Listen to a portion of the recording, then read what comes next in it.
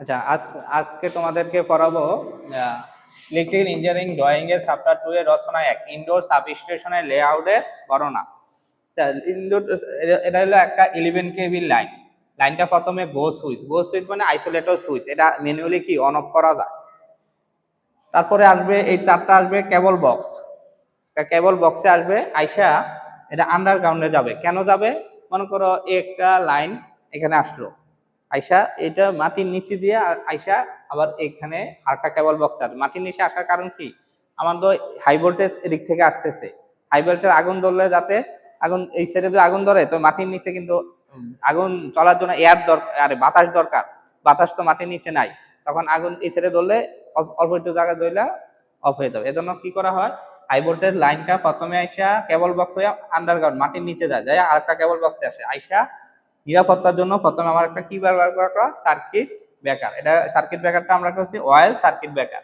অনেক সময় আমার এই সাইডে যে অনেক কিছু যন্ত্রপাতি আছে না, এগুলো রিপেয়ার করার প্রয়োজন হয় না, বা এগুলো কোনো শর্ট সার্কিট হলে বা কোনো সমস্যা হইলে প্রথমে এই মেইন যে ওসিবি অয়েল সার্কিট ব্রেকারটা কি করবে, টিপ করবে। আচ্ছা, মেইন ওসিবি সার্কিট ব্রেকারে টিপ করার জন্য এই সার্কিট ব্রেকারের সাথে একটা সিটি কারেন্ট ট্রান্সফরমার ইউজ করা হয়। তারপর একটা ট্রান্সফরমার ইউজ করছি 11 কেভি কে আমরা কি 440 করে নিব। কি করব? 440 করে মেইন অয়েল সার্কিট ব্রেকার হইয়া সিটি হইয়া 440 বাসবারে যাবে।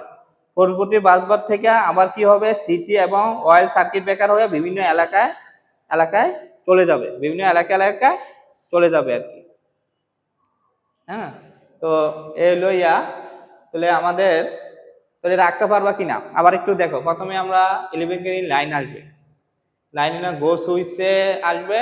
গো সুইচটা হলো আইসোলেটর সুইচ, ম্যানুয়ালি অফ করা যায়। তারপর কেবল বক্সে আসলো, কেবল বক্সের পরে আন্ডারগ্রাউন্ডে চলে যাবে মাটির নিচে হইয়া আবার আরেকটা কেবল বক্স উঠবে, উঠটা তারপরে উঠার পরে এলো 11 KV oil circuit breaker, 11 KV oil circuit ব্রেকারে যাবে।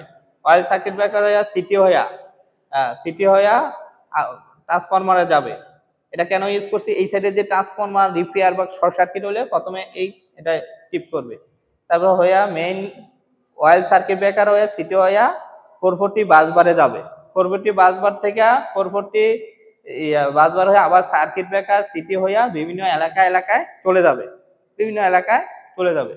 এখন বিভিন্ন যে এলাকার কোনো সমস্যা হবে তখন এই এলাকায় সমস্যা হলে এই সার্কিটে টিপ করবে, এই এলাকায় সমস্যা হলে এই সার্কিটে টিপ করবে। সার্কিট টিপ করার জন্য আমার এখানে সিটি ব্যবহার করা হয়েছে। হ্যাঁ, সিটি ব্যবহার করে এটা কাজ করবে। আচ্ছা, বর্ণনাগুলোর মধ্যে তোমার ট্রান্সফরমারের কাজ কি এটা দেখবা, সার্কিট ব্রেকারের কাজ কি, কোনো শর্ট সার্কিট বা ওভারলোড হলে সে কি করে, টিপ করে, এই কথাগুলো লিখবা। তারপরে কেবল বক্স কি কাজ কি, কেবল গুলাকে সংযোগ করা। সিটির কাজ কি, কোনো শর্ট সার্কিট হলে প্রথমে সিটি সেন্স করে, সিটি সেন্স করার পর সে সার্কিট ব্রেকারকে নির্দেশ দেয়, মানে এটা সার্কিট ব্রেকার নির্দেশ দেয় যে মেইন সাপ্লাইটা কি করে যেন অফ করে দেওয়ার জন্য। ঠিক আছে, পারবা তো এটা? তাহলে এটা তোমরা ভালো করে পারো।